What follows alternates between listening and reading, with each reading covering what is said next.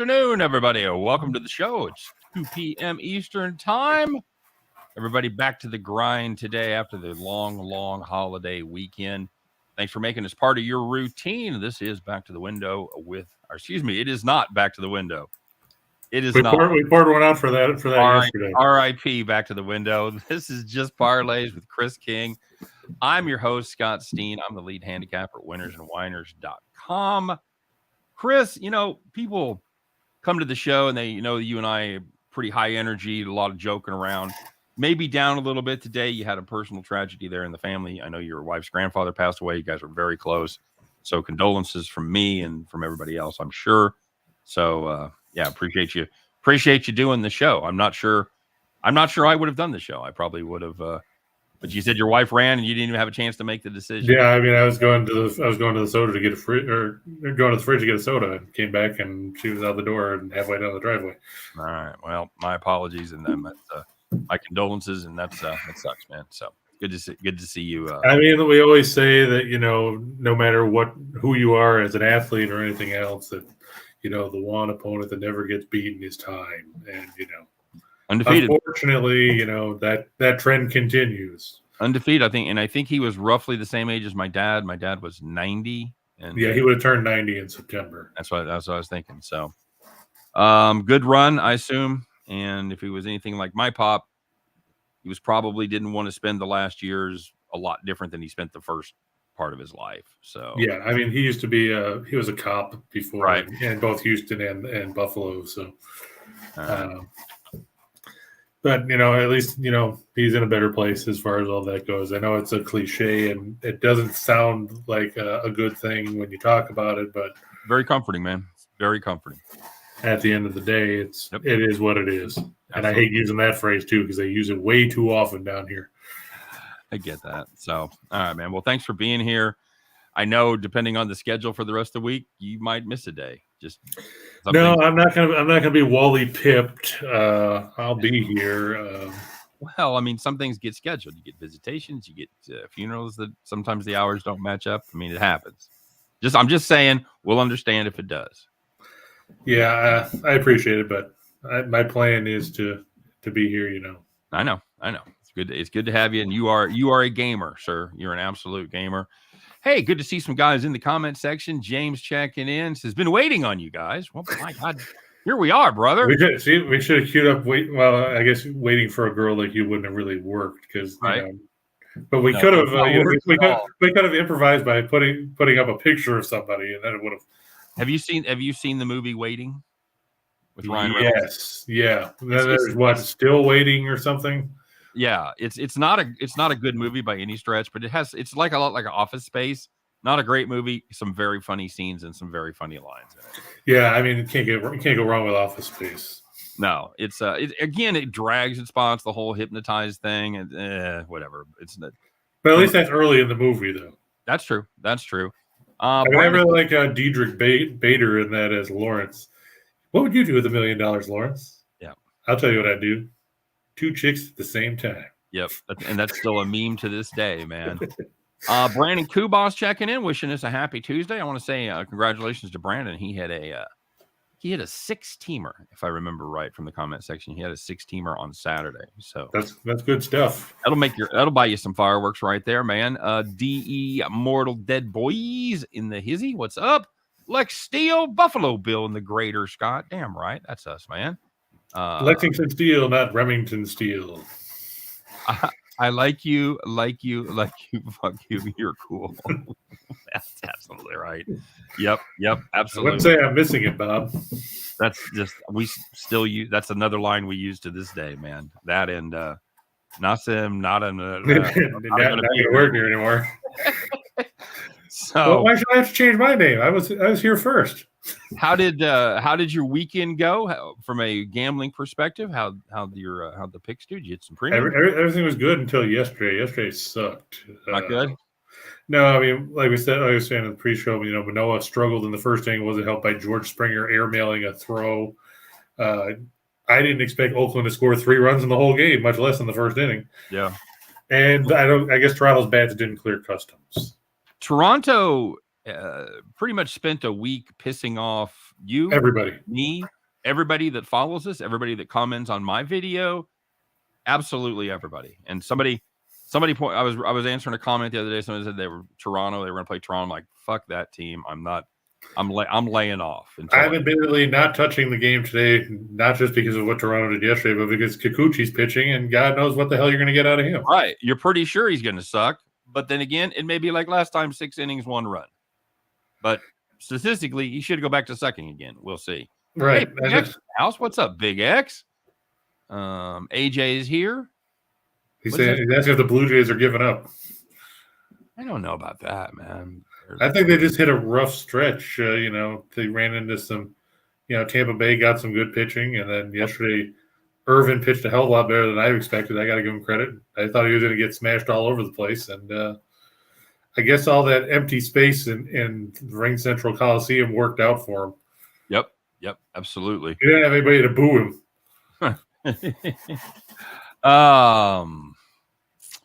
Well, we got a pretty full slate today. Yeah, what did you now? You were right about Rodon yesterday. I got to give you credit there for what it is. Thank you. He still struck out 7 in 5 innings. That's correct. You were also correct about my St. Louis bet that turned out to be just lighting money on fire, and it was one of my premiums. So we were talking about that, and I couldn't obviously say very much, but I caught him at 152, and I liked it, but. They were really never in that game, if I remember. No, that 5-run second, and then Atlanta didn't score the rest of the game. But when you're up 6-0, yeah, I was checking results because I was cooking out yesterday. I talked to you a little bit and everything, and yeah, but so I'm kind of keeping an eye on it, and I see there's rain in the top of the 5th with 1 out. I'm like, come on, fucking rain, come on, fucking rain. Now, and the funny thing is, when it rains in Atlanta, it means it usually shows up here. Guess what didn't show up? Rain. Yep, it went somewhere else. Well, it must not have been a very sustained type of shower because they were able to complete the game and get it in. But it was rained out for 2+ hours. Was it that long? Yeah, they didn't restart until like 11:30. Oh, God damn it! Yeah. Well, and then we talked about Manea, and he sucked. Yeah, I thought he was going to pitch better than that. I did. I certainly did. Yeah, I thought he would. I thought he would pitch better than that for sure. And yeah, Crystal brings up a point about the Blue Jays too. Their heads aren't in the game. Mark Budzinski, the first base coach, his daughter that passed over the weekend in a tubing accident. A tubing accident, man. Yeah, that's a. We used to do that, and you'd go tubing, and it would always be a game with us to see how fast you could get them to fly off the tube. And, my boat was going, it wasn't a super fast boat. It was going probably 40, and you'd get swinging them and you'd get them going all the way from one side to the other. And I'm guessing that tube was probably going 60, 65 at that point. And, we did it all the time. So we knew how to hit, if you fell off, you just stayed on your back and skidded. But if you landed on your neck, and I don't even know that's how it happened. Yeah, I'm not sure either. I could certainly see the potential. You hit that water going 60 plus miles an hour. You get your head turned wrong. You could absolutely break a neck like that. I'm surprised it doesn't happen more often. I really am. I mean, could you imagine? Most people aren't as big a dicks as we were on dragging people on tube. Could you imagine doing it in a cigarette boat like Crockett and Tubbs used to? Oh yeah, that's what I'm saying. And I don't know the physics behind it. You're an engineer, so maybe you would be able to know. But I don't know what the increase in velocity is when you're whiplashing somebody from the speed of the primary object. I don't know. I'm guessing you could increase it by 50%. But easily. Easily. So yeah, that was a badge of honor. It was like riding a bronco or riding a bull. And if you could stay on the tube, you were the man. And I was able to stay on it mainly because I was it was my boat. So nobody else drove it and could whip people as well as I could. If I'd have had me driving me, I'd have been toast.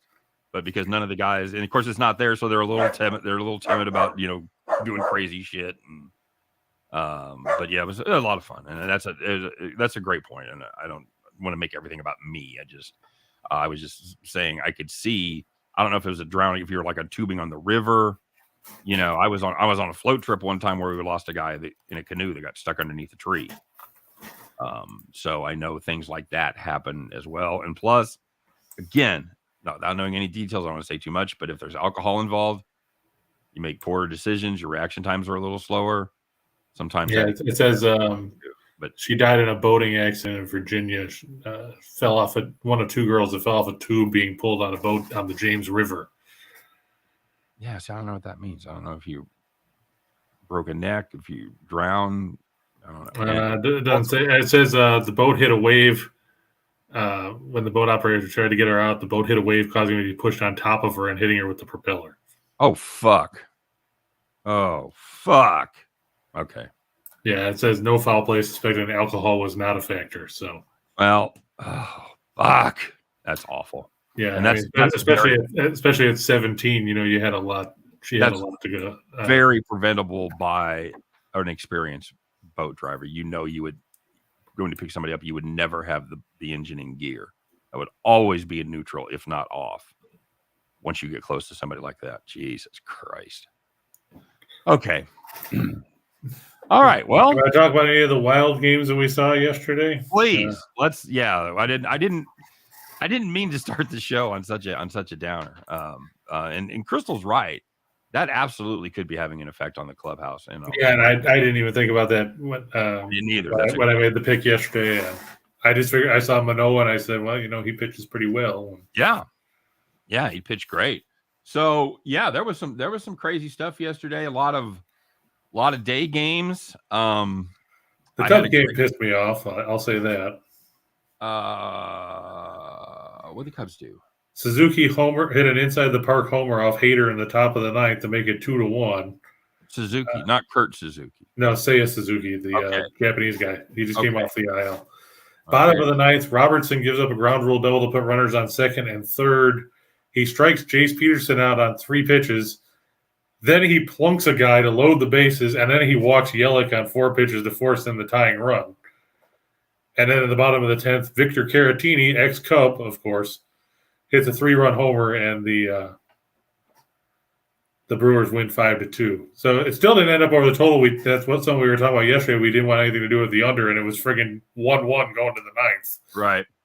And so Justin Steele, of course, said, hold my beer when we talked about how he had a 7.29 road ERA. Yeah. But, well, I was able to take advantage of a little bit of the craziness. Of course, I had the Orioles, a game we talked about. It was going on when we were on the air. Yeah, and they came back with a 2-out rally, man on first in the bottom of the ninth to tie it, and then win it in the 10th. So after they gave up the go-ahead run in the top of the ninth. But I will say, Chris, when you're running good, those are the kind of games you win. When you're running bad, he drives that ball in the bottom of the ninth to the wall, and the guy catches it, running at full speed and puts his glove up and catches a fucking snow cone. So, or a prime example of what you're talking about there too is the White Sox yesterday. They hit a ball on the screws, had runners on first and second. Buxton tracks it down at the wall, and then they turn it into a triple play. Yeah, that's some horrific base running there. It was. I don't know what Engel was thinking. No. Not much, apparently. He didn't even start running back second until the ball was already rolling into the infield. Well, then my other one, I'm watching the Royals game, and they're up 5-1. Live price is $2.40. I pound that. Texas, Houston kind of gets out of it. It's 5-2, about the 7th inning or so. It's plus 380.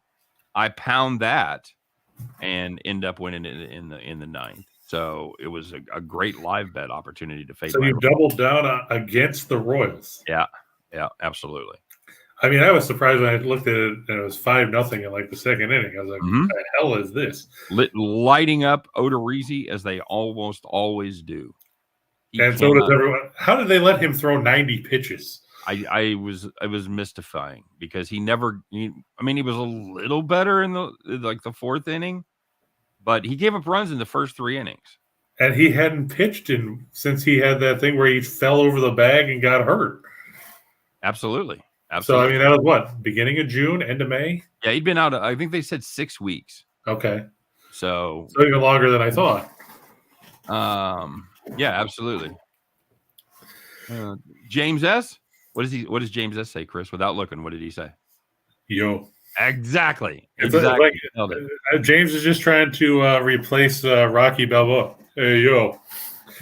Or he's trying to be the late Scott Hall, you know. I'll tell you what people forget about the Rocky movies, or at least the first one. Stallone wrote that. Right. That was his movie. He wasn't just the dumb star that everybody he fucking wrote that movie. Right. Oh, he's not without talent, so I'm still waiting for them to do like Creed 4 or 5 where Creed's gonna fight Spider Rico's transgender kid or something like that, just because, you know, they keep talking about he's going to fight. It's going to be Clubber Lang's kid and everything else. You know, right? Pretty soon they're going to run out of guys. We're going to see Big Yank Ball or Joe Sizak. You know, all those guys where all you see is their name on the marquee when you see them laying on the ground. Exactly. Sooner or later, we're going to run out of guys. We're going to run out of guys, man. What else surprised you yesterday? Anything really jump up and stun you? Well, like you said, Rodon really stunned me. I didn't think he was going to get smacked around that badly. For a couple minutes, the red scared me because it was 3-3. Mm-hmm. But then, you know, reality set in and Hunter Green continued to give up runs. Reds are going to red. Reds are going to red, baby. And like you said, they score a ton of runs at home. The problem is they give up almost 6 runs a game. That's brutal. It's absolutely brutal. Yeah, and things get a whole lot worse for the Reds today because you saw who's coming back for the Mets. I'm sure Tim Earl is very excited as Max Scherzer makes his return to the mound today after being sidelined with that oblique injury. Enjoy those 4 innings. Yeah, goes on for another month. He might only need to go 4 innings because the score might be 11-2 by then. Right. On the flip side, you're going to see Nick Lodolo, or if you read Twitter, it's like, what the hell is Lodolo? Not good. Not good. Anything come out and surprise you? Here, let me say real quick here. I always like to give shout outs. George Nauta says, hey, pretty new to the channel. Love the content. Had some good bets from you guys last few days. Excellent. Glad you have you, of course. Doug says the roller's been hot. Good job, buddy. Speaking of hot, just saw a dog chasing a cat and they were both walking. But boom. Wait, can I find it on this reverse drive? Nope. There it is. First time you've used the soundboard in the 2.5 months you've been doing the show. I don't have the buttons labeled, so you're just as likely to get as I just don't know. Maybe you should label those.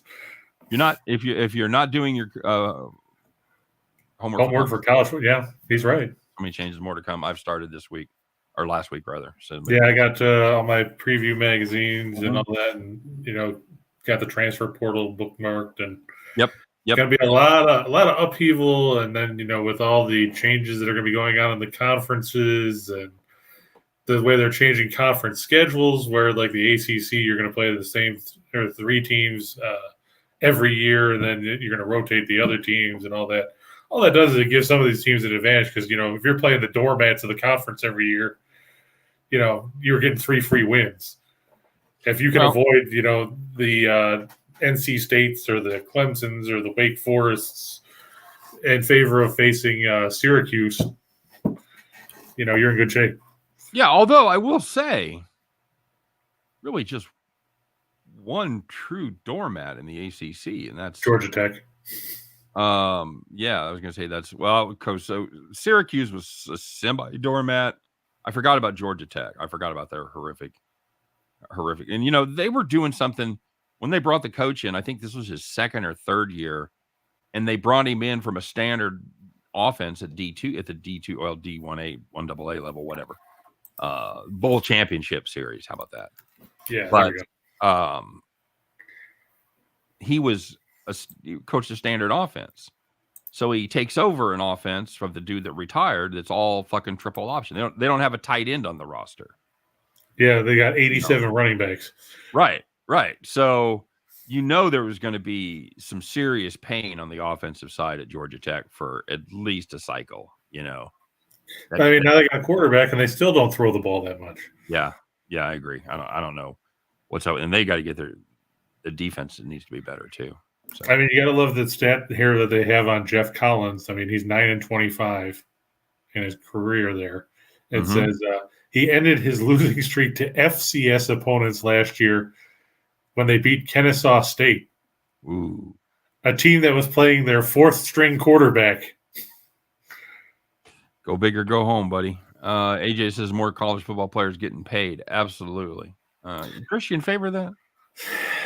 I tell you, it's good for some of these guys that are probably going to not pan out when they get to the NFL, or they'll have short careers or what have you. But it's an awful lot of money to be thrown around to some of these guys. That what are they based on? They're based on what they did in high school or what they did in a year or two of college. Do you think that these guys are worth the kind of numbers are getting handed out? Probably not. I don't. I'm okay with the kids getting paid, but the part that I have two parts I have a problem with. Number one, a lot of the same guys that are getting these huge deals are the same guys who are going to get huge deals later in life. So you're not really helping out that much. You're not helping the average athlete. The other thing that I have a problem with is how it's used as a recruiting tool. That's the thing I was going to bring up too, because look at Nigel Pack. He left K-State to go to Miami because Miami gave him an NIL worth $1 million or $1.1 million, something like that. That's exactly right. And how is that any different than what happened to SMU with the Pony Express? Well, it's because it's legal now. Well, that's what I mean. It's just, the only difference is you made it legal. Yep. Otherwise, SMU never would have had the death penalty 35 years ago. Correct. James S says I can't wait for those UPUI games.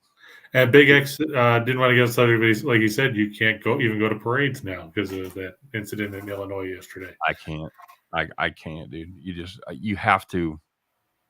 You almost have to compartmentalize that shit, because if you dwell on that, if you dwell on things like that, you don't fucking care about sports. You don't. If you have a family, if you have kids, you spend your time worried about shit. So you have to. I mean, I don't know how to deal with this shit anymore, dude. I just don't. It's almost become like the law of large numbers, where you see these fucking things happen and you're just almost immune to it. And and it doesn't, I don't know, man. It doesn't happen anywhere else. I mean, yes, they had a shooting in Denmark over the weekend. First mass shooting in Denmark since 1980, 1981, some shit like that. We have those shit. We have the shit every day, every fucking day. And I don't know what the answer is. It's again, like everything else in America, there's a huge fucking divide right down the middle between one side and the other. I don't know how you bridge the gap. I don't know how you stop it. The problem is, Chris, no matter what you did, if you said no more gun sales tomorrow, it doesn't fucking matter, because there's still 400 million guns in America. This is true. And they are right in that most criminals don't get their guns legally. But then again, if they're not getting them legally, then they're being stolen from legal users who aren't taking very good care of things. So I don't know, man. I don't know what the answer is. Yeah, that's you're right, Big X. You're absolutely right, man. It's a tragedy. It happens everywhere. This was one of the most affluent suburbs in the nation. Yeah, Highland Park is a nice area. It certainly is. And obviously fucking our hearts go out, and it's awful. And man, I didn't think we could bring the show down any more than we started, but there we are. And finally, Doug says he bet that USC and UCLA can't wait to go to Lincoln in November. And then he asked, will the Cornhuskers win 7 games this season? I'd have to see their schedule, but it seems doubtful. Now they open on a neutral site game against Northwestern. When was the last time they won 7? Did they win 7 games last year? I will let you know. Nope, they went 3-9. Okay. They haven't won more than 5 games since 2016. Okay, that's kind of what I had in my head. I thought they had a better year. I thought they were closer to 6 and 7, shit like that. But okay. Now under Scott Frost, they're 4-8, 5-7, 3-5, and 3-9. Okay, so I'm going to go no. Yeah, just looking at their schedule. Like I said, they open with Northwestern, then they have North Dakota. In a matchup. Then they've got Georgia Southern. Good luck. Sun Belt team. I assume that's a home team, a home game. Yeah, the first one's like I said, neutral. Then the next 4 are at home. Then they get Oklahoma at home. I have to remind myself of this every year. Georgia Southern triple option team, is that the team? Not a triple option, but like a serious run team. Yeah, Is that the heavy one? heavy run team. Is that Quad Brown? Let me double check. I can't remember of all the Georgia schools who Quad Brown played for. Anyway, I think Quad Brown played for State. Last year's quarterbacks were Tomlin and Ransom were their top 2 quarterbacks. So, AJ's talking about broken families. James says of all the men stepped up and started being fathers, I guarantee a lot of this wouldn't happen. Yeah, I would go along with that. I would say a family unit being intact is extremely important. You talk about problems I have no fucking idea how to fix. There's one for you. I don't know how you make men be more responsible. Good luck. I mean, I don't know. I don't disagree with you at all, James. I think that's a huge part. I did what I could do, Chris. I stayed together with my wife. I raised 4 kids that aren't fucking idiots. I feel like I've done my part for the next generation. I tried to raise good human beings. That's all you can do, man. Hey, let's talk about some baseball. You want to do that? Oh, you want to finish talking about Nebraska real quick? Oh, okay, sure. They suck. They're not going to win 7 games. Yeah, they play at home against Oklahoma. Then they have a bye week. Then they get Indiana. Then they go to Rutgers and Purdue. Then they have another bye week. I don't give a fuck about their conference schedule. They get to play all the the better teams. It seems like and then out of the East they get Michigan. Okay, so they've got Rutgers, Purdue, Illinois, Minnesota, Michigan, Wisconsin, and Iowa. Okay, let me. All right, I'm going to go through this with you. Let's see if we can somehow fucking find 7 wins for the. Can we throw in some forfeits or something? The football corner. That's the only way I'm seeing it. Like I said, they get Northwestern in week 1. Okay, winnable. Where's that at? That game will be Soldier Field. Let me see. Trying to see where it says it is. It just says neutral site. Got to be Soldier Field. Nobody's letting them. Jerry World's not clamoring for fucking. Are you saying they're not going to clamor for Northwestern Nebraska? That's exactly what I'm saying. Okay, so I am shocked and outraged. Let's give them a win there. All right, North Dakota. Oh no, that game's in Ireland. Of course it is. Well, sure. Yeah, that's who they want to see. Yeah, it's at Aviva Stadium. You've got the team in Dublin. You've got the team of smart guys against the team that thinks the N stands for knowledge. That used to be the joke in the old Big 8, by the way. What's the N stand for in Nebraska's helmet? Knowledge. So there's that. So okay. You're going to give them a shot there, apparently. All right. So they've got a shot there. Okay. So let's give them a win there. North Dakota. Okay. Sure. That's not the Bison. So they should win that game. Yeah, that's the Fighting Sioux, I think. Would they be not anymore? It isn't. But that's right. I forgot they changed their names. Would they be favored against North Dakota State? I don't think so. Let's say that was the first game we didn't have a game before that to take a look at. Let's say that was the opener. Would they be favored against North Dakota State? I wouldn't favor them over North Dakota State. I'd probably put North Dakota State. What? 2.5? Yeah, I was gonna say 3. Yeah. I wouldn't play them. No fucking way. All right, so let's give them wins. Let's give them wins in the first 3. That seems unlikely. My guess is they go 2-1 there. I'm not sure which of those teams they lose to. I'd say Northwestern because they want a coin flip against Northwestern. Okay. All right. So we're gonna say for the hell of it, we're gonna say they're 3-0 at that point. Yep. Okay. Nebraska, Oklahoma, that's a loss. Yep. Then they get Indiana at home after a bye. Okay, winnable. I'm going to give them 1-1 between Northwestern and Indiana. All right, so then for our purposes, we'll give them a loss there, which makes them 3-2. 3-2. Okay, then they get Rutgers on the road. Okay, I got my doubts, but let's give them a win there. 4-2. Then they have Purdue on the road. Nope. Then they have a bye. Then they get Illinois at home. Okay, winnable. 5-2. Okay, then they've got Minnesota at home. Yeah, they're done. Let's say they get Minnesota. That's 6. Then that's death spiral because it's now they're done. Yeah, it's Michigan on the road, Wisconsin at home, Iowa on the road. Again, they're done. So So they basically have to win. They have to win both two of Northwestern and Indiana, basically. They have to win all their non-cons, or all three All of their, three, or well, all three two because they're not going to beat Oklahoma. Two of their three non-cons, and they have to win 2 of 3 against Northwestern, Rutgers, and Purdue, right? Yeah, or Minnesota. Or Minnesota would be in that mix too. So that would okay.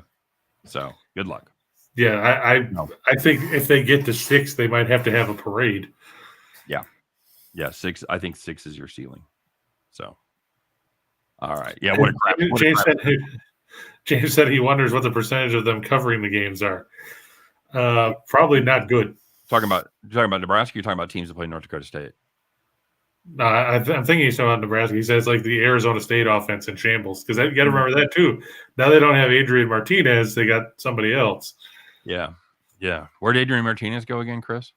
K-State. Shut up. Yeah. you get to replace Skylar Thompson with him. Yeah. Yep. That's not that big of a downgrade. I can't throw the ball as well as Skylar Thompson, but I think he's probably a better runner. Yeah, so, well, when you have to run for your life, you learn pretty well how to run. He'll fit the offense. Okay, that'll be all right. All right.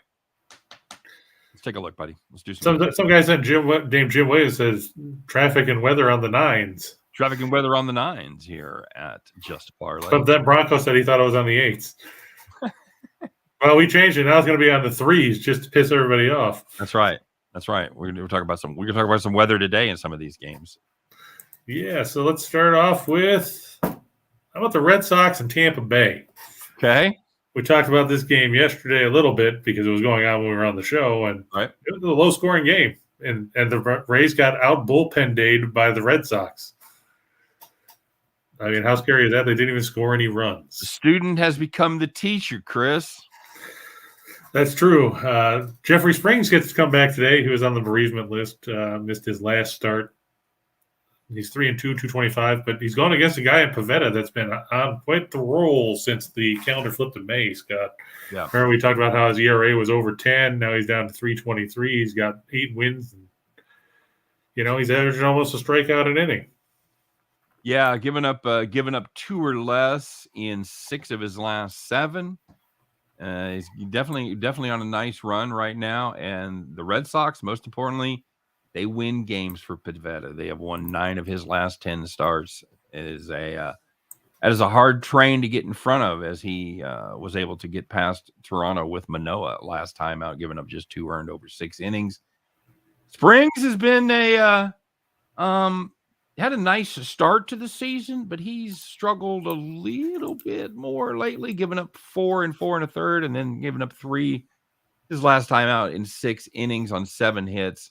He doesn't walk a lot of guys. I wouldn't be surprised, Chris, to see this one go under again. How about you? I agree with you there. I think it's going to be a lower scoring game. The wind is blowing out to left center, though, so you do have to watch out for that. It's about 12 miles an hour. What do we got? Just means you might rattle a bunch of stuff off the Green Monster instead. 9 is the total right now. Okay. Yep.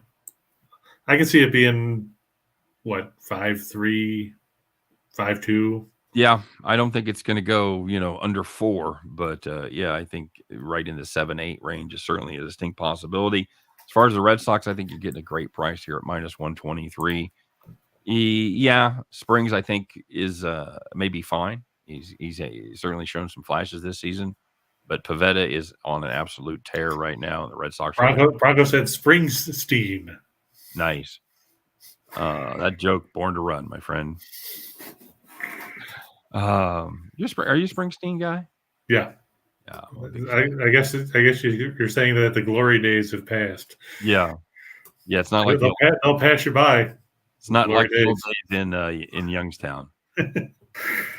We're not talking about the streets of Philadelphia either. No, absolutely not. I'll just meet you tonight in Atlantic City, buddy. How about that? But yeah, you look here at Boston. We can only do this for another hour or so. Right. Boston plays well at home. Tampa Bay, they're not scoring a ton of runs. Nope. I mean, they woke up against Toronto in the last part of that series, but they went right back to form yesterday and put up nothing. Yep. Yeah, they kind of beat up on Toronto pitching But before that, and then basically against everybody not named Toronto, they haven't scored shit. So, yeah, this is a team that you if you count on them to score runs for you, you're going to often be disappointed. I'm not getting in front of Pavetta here. This is -123 is an absolute great price. I don't think Boston's beaten up on left-handed pitching too. You are absolutely correct, sir. Boston against left-handers averages 268 or something like that. Yeah, they actually average about what they do on the year. They've been pretty remarkably consistent. They score 4.7 against all, 4.6 against lefties. So really, I got 5.6 against lefties. Really? Yep. According to covers, it says 4.53 against righties, 5.65 against lefties. That's wild. I'm using StatFox, which shows me 4.7 for all, 4.7 at home, 4.6 against lefties. This says that they hit 268 against lefties, 255 against righties, but 5.65 runs per game. Huh. Okay. Well, so they either do a little better against lefties or a lot better, depending on which stat accumulator you tend to agree with. So. And James, the winner of the NASCAR race over the weekend was Tyler Reddick, who Rachel will tell you if you see him that he was his honorable mention pick. But unfortunately, that's not the guy he picked on the show. What kind of bullshit is that? The rest of us do 3 picks. Rachel does 4. I got 18 picks here. One of them's going to win. Right? So the guy that's his extra pick wins. He's begging. He's begging on our fucking text chain to let those points count. Yeah, he wants to have a victory lap and everything else. Well, I'm like, you're out of your goddamn mind. I mean, that'd be like, do I get a victory lap because I picked Michael McDowell at 6 zillion to 1 and he finished in the top 10? No. That's my point. So why should he go in for a bonus pick? At least McDowell was the guy I picked out of the 3 picks. Well, I can say we were unanimous on our reaction to his request. This is true. I'll just put it nicely and leave it at that. By the way, for those 4 of you that are NASCAR fans out there, or fans of the NASCAR show, I should say, I have good news. Good news. We're going to continue to do our NASCAR show for the foreseeable future. We got the green light on that today. So we'll be putting the band back together once a week. Even after I stop doing this show, I'll be getting together with you and Scott. And, of course, we'll be joined by Rye Cape of Philadelphia. I always have to people from Philly, you got to fucking mention it. That's true. From Philly. Rye will be there and filling out the band. And we're going to be doing it for, again, the foreseeable future until we're not. So enjoy that. I know I'm happy. It's going to be a lot of fun. We're going to do it until we stop doing it, and then we're going to not do it. I had a good time. It's exactly right. It's kind of like Murdoch in the A-Team where he's like, those of us will be coming back, will be back. And those of us who won't be back, won't be coming back. Hard to argue with that, buddy. All right. Take the Red Sox. Bronco said he was going to ask your wife if you considered naming a kid Spring. Would have fit. It has 6 letters. Oh, my God, dude. It has 2 syllables. Well, no, it only has 1 syllable, but that's okay. That's true. But one of the girls could have actually fit because we named the girls. We gave them S names for me. We gave the boy a T name for my wife. I told you this, where they all have 6 letters, 2 syllables. Yeah. So you could have gone with Summer. Oh my God, I can't believe I almost want to adopt a kid now.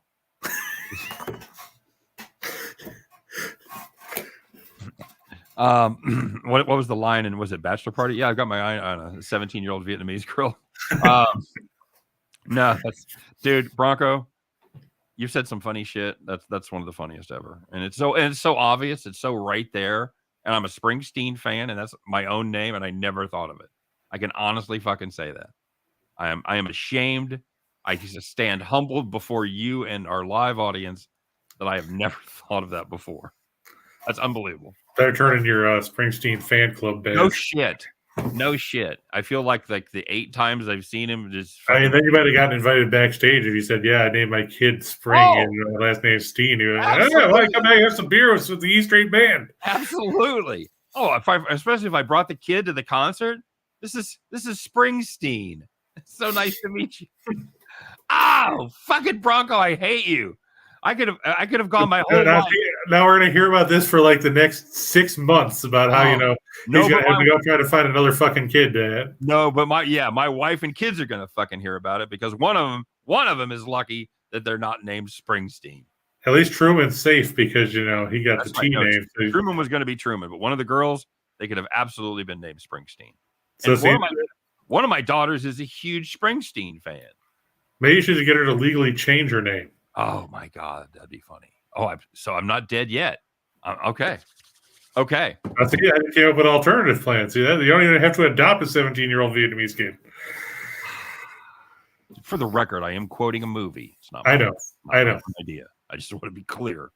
I'm not advocating bringing underage girls over and joining my family. That's just to be clear. By the way, if she was 18, then he didn't have a problem with it. As your daughters get older, the age also rises of women you can consider attractive. Like 10 years ago, you could have seen somebody in their early 20s like, oh, that's a very attractive person. But now that my kids are all like mid 20s and beyond, can't do it. Can't look at somebody that can't go to 22, 23. Like, oh no. Which daughter is it? Is it Sawyer? The youngest? Yeah, she's the one that's the Springsteen fan, or is it no? My middle daughter is Skylar. Okay. Huge Springsteen fan. So, rest of the family hates Springsteen. Fucking hates him. My wife fucking hates him with a passion. She hates Springsteen. She hates Springsteen. She hates REM. She hates YouTube. Anybody that tries to like tell you some shit, that tries to fucking hit you over the head with their message, don't like it. She don't like it. So she doesn't like shiny people, as Space Ghost says. Dude, I'm just saying. Okay, we got to rock. We have spent 40 minutes talking about nothing. So, well, come on, it worked for Seinfeld. We got 10. Well, yeah, but you ain't Seinfeld, buddy. You ain't George, and I ain't Jerry. So we got 10 minutes to talk about 17 more games. Let's do it. We don't have a show at 3:00. Remember? People got shit to do. I got. No, they're here. They're here for 45 minutes. They're here for an hour. That's it. That's all we got them. Don't be a dick. Don't do that with people's time. Don't fucking be disrespectful. Come on now. Let's go. You're still talking. Yeah, I'm going to take the Marlins here over the Angels. It's our good buddy Alcantara going against Syndergaard. I don't like the way the Angels are playing. They're not good on the road.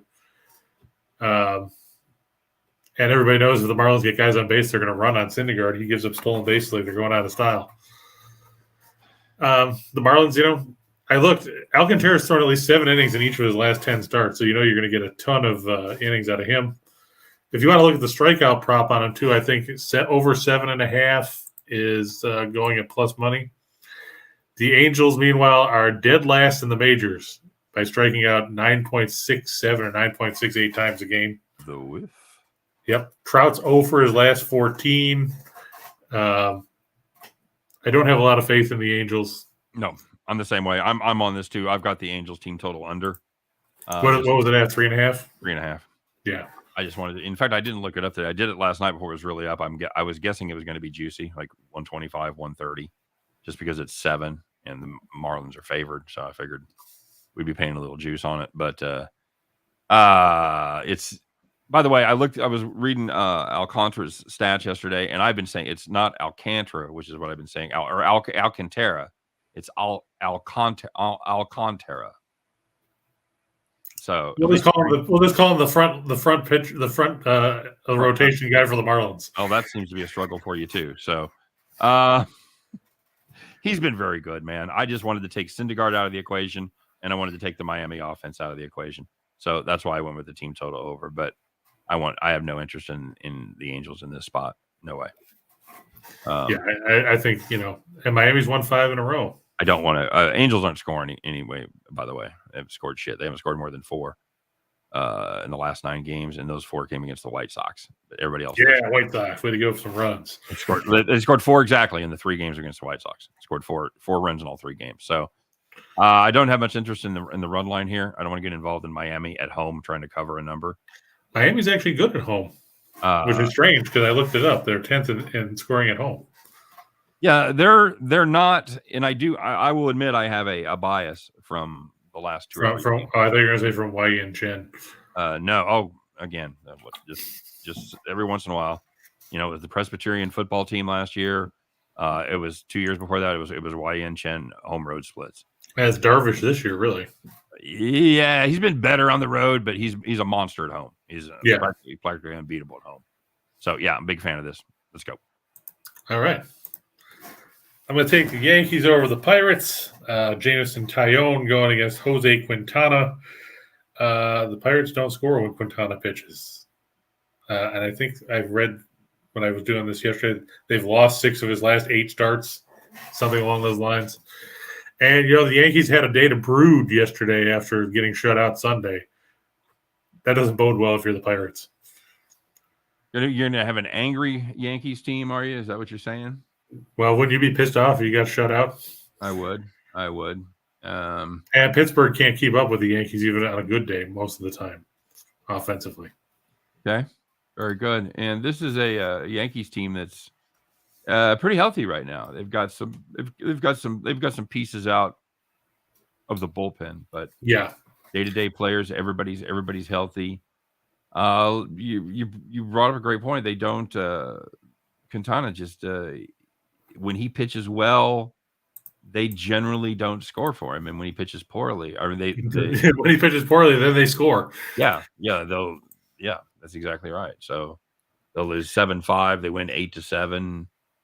Yeah, I've got to play the Yanks there. That's not any. This is the time of year where anytime you see the Yankees at less than 200, you have to seriously consider it, and simply because, Chris, they're winning 3/4 of their games, right? Yep. So consequently, every time you're getting the Yankees below -300, statistically, it's a great price. Right. So if you're getting them in the 180 range, you got to suck it up and fucking do it. You just have to. And knowing you're going to win that bet 2 or 3 times or better. Yeah, I had to fight with myself about this one. I'm going to go with the Guardians here. I like the way Quantrill's pitched of late. I know the Guardians bit me yesterday because they didn't score much against the Tigers, even though people were saying in the first game during the show they should have been teeing off on that guy. Fortunately, today they get Drew Hutchison, who gets to suck at 2 sports. I mean, he wasn't any good at football. He hasn't really been any good at baseball either. Now, I would like to put a qualifier on that by saying he was so bad at football, he was only one of the best 150 quarterbacks in the world, and he sucks at baseball. He's probably one of the best 250 baseball pitchers in the world. So, but are you going to put him near the front of a rotation? I am not. Are you going to put him as a starting quarterback in the National Football League? Not yet. I think he has a lot better chance of being at the front of rotation than he does to be a starting quarterback in the NFL. I'll just say that. I'm just saying, hats off to anybody that played at that level. I'm just saying, as far as compared to the other guys that he's going up against, then comparatively he sucks. Right. Against a regular Joe Blow or Reichel, no, then he's good. But when you're comparing him to guys like Alcantara and Bieber and those guys, then he doesn't look so good. No, it's very fadeable right here. And this is a Detroit team that, again, you talk about it, another team that definitely has their offensive struggles especially against good pitchers. So I'm fine with this play right here. Decent price. Cleveland's a visit. I would consider the run. I would consider the run line here. They're in Comerica, so and that's he said they'll get 9 ABs. Right, and the Yankees are on the road too, right? Is that game in Pittsburgh? That's correct. Yep. Yeah, I'd consider the run line in both of those. All right, let's go. Mets, sure. Yeah, like we said, Scherzer and Lodolo. Like you said, Scherzer might not go long, but you never know. We saw the Mets pile up a bunch of runs yesterday. Yep.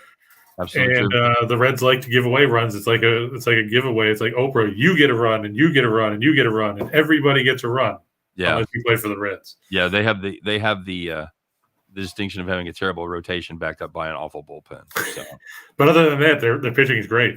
It's fantastic. If you want to play the money line on that, it's going to pay you 161 on 100, 295, almost 3-1. If you were to lay the run line on the Yankees and Guardians, which I think we recommend. Yeah. The other one, I'm a little sketchier on the run line because of the Marlins. But if you want to play the money line, 163, relatively close to the first play. And you want to play the run line there, it's going to pay you a little bit more because you're getting some positive numbers there on both of them. We're going to pay you $377 on $100. So very good. Ready for four-teamer? I am. Let's do it. All right. Look, there's the Red Sox. We already talked about it. Yeah. Braves. Yeah. I know it's a little shaky with our good buddy from Jethro Tull pitching for the Braves, but I don't like Andre Palante necessarily because he's pitched well, but he's due for some regression. He's got a 131 whip. I don't think he's going to maintain that low 2 ERA forever. And the Cardinals bullpen is missing a couple of key arms. Cabrera and I think it's McFarland are out with COVID. Helsley got tagged up by the Marlins last week. I just don't have a ton of faith in St. Louis's bullpen. It's something that they're going to have to look at prior to the deadline. Fair enough. You know what? I thought I'm still waiting for Palante to shit the bed. He really hasn't, but they've lost 3 straight that he's pitched. I learned my lesson yesterday. The stove's hot. Keeping my hand off of it today, man. I'll go ahead and give a slight nod to sitting on a park bench there. Yeah, I'm hoping that he can get back to form. I mean, like you said, he's been bad. He had a horrible month of June. Phillies going up against the Nats. Yeah, I'm just fading the Nats because they're the Nats.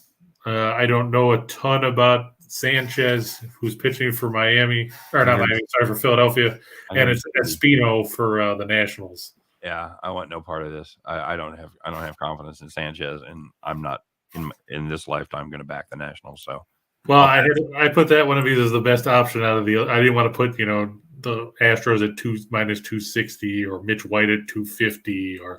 Oh no, I know. Yeah, I wasn't sure as hell wasn't going to put Kikuchi in there. It's that time of year, buddy. You got to make some bad choices. Yeah, and I avoided Alex Wood. I get that. And the White Sox, I'm going to take Kopech over everybody's favorite 3+ inning pitcher, Chris Archer. Yeah, I looked. He hasn't gone more than 5 innings in it all season. No, he's more about the girth than the length. No question about it. All right, very good. He's a beanpole. Hey, if you wanted to put those plays together, nice little payout there, $829 on $100. If you wanted to play the run lines on every one of them, and there's 4 games up there, no totals, so that's going to increase it substantially, almost almost fourfold right there. Take you to $32.92 on $100. That's a 33-1 on a 4-teamer, Chris. It's a pretty good payout. Just saying. Yeah, a healthy number. I mean, if you put a gun to my head and asked me which one I wouldn't necessarily trust on the run line, it would probably be the White Sox. Okay. I mean, Atlanta, we know, scores a lot at home. We talked about Boston. We talked about Tampa Bay's issues, and we know Washington is not good. Not good, Bob. Not good. All right, sir. Let's take a shot in the dark. Let's throw some paint against the wall. Yeah, we'll start with Mookie Betts over 1.5 total bases. How this is plus money, I don't understand. Okay. He's facing Herman Marquez. Do I need to say anything else? No, not really. Not if you're followers of the show. We're not big fans of Herman Marquez, and he has had a rough season. Pete Alonso over 1.5 total bases. He only had 1 hit yesterday, but guess what? It was a double. Yep, I saw that. Devers should go over 1.5 total bases. He's at plus money too. I don't get it. Okay. Archer under 14.5 outs. I just told you he hasn't gone more than 5 innings in a start all year. Yep. He's made 14, 15 starts. He's gone 60+ innings. Yep. I think that's a solid play for sure. Alvarez over 1.5 bases. Yeah, he hit a homer yesterday. That's all we needed to know. He certainly did. Taking on the Royals again. Sure. Going to take Art Vandelay over 3.5 strikeouts. Did both of those Houston props hit yesterday? Alvarez did. Tucker only had went 1 for 3 and walked twice. All right, Jason Alexander, the Brewers over 3.5 strikeouts at plus money. I don't hate that. Yeah, I mean, he's facing the Cubs, and the Cubs like to whiff. Okay, Baltimore over the Rangers. Fan of that play. Mariners over the Padres. What's the pitching matchup there, buddy? Logan Gilbert and Clevenger. Yeah, I'm still not on the Clevenger Express yet. I'm okay. That's a nice little 6-5 bump. I'll take it. Yeah, I'm not sold on Clevenger either. He can't stay healthy, and when he does pitch, he was good his last time out. but it does against the Diamondbacks. Right. That's what I want to see more from before I'm ready to jump on the Clevenger. The Clevenger Express. Arenado even money. Okay, solid. Yeah, he's got what? He's like 9 for 17 in July. And you're in the Piper's Den, buddy. Rowdy Tellez over 1.5 total bases plus 125. There you go. No, I thought that was a healthy number. Give it to me. Give it to me. Shoot that shit in my veins, Chris. Hey, if you put all those 10 together, $100 you wager, I'd pay 128 grand. 128 gur, everybody. And it gets better. You want to throw $100 and really got some gamble in you, play those run lines, getting that plus 170, plus 180. Oh, yeah. That's going to pay you $226,000 on $100, Chris. You put an extra $100 grand in your pocket just taking the run lines. How about that?